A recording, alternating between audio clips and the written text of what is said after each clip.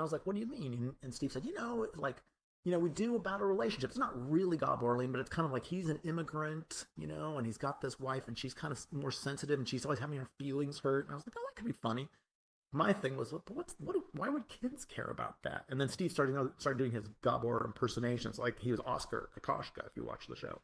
And it's like, Susie, why are you doing this to me? That kind of stuff.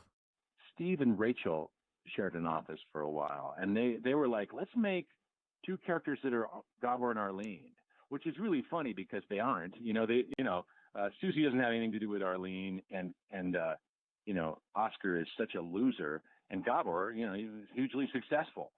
So it's not like, that's the character of Gabor, this sort of chiseling loser who spends all his time at the track and never worked a day in his life. Gabor actually gets a lot of shit done. So, but we love the way we thought that relationship was funny. Their kind of bitchy relationship, and also Gabor's accent. And we thought, he had a lot of Hungarians working with him at the studio at Klasky Csupo. We noticed they all have a really funny way of talking. Their accent, it kind of falls off at the end of this.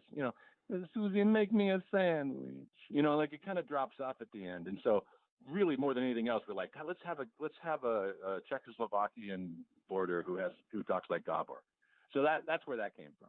It's funny because that was always his argument. If it's funny, do it. So we were trying to think of things like, what could we do? What could we do? And Steve said, what if, instead of that woman, what if it's a husband and wife and it's Gabor and Arlene from, Klasky Csupo? What if it's them?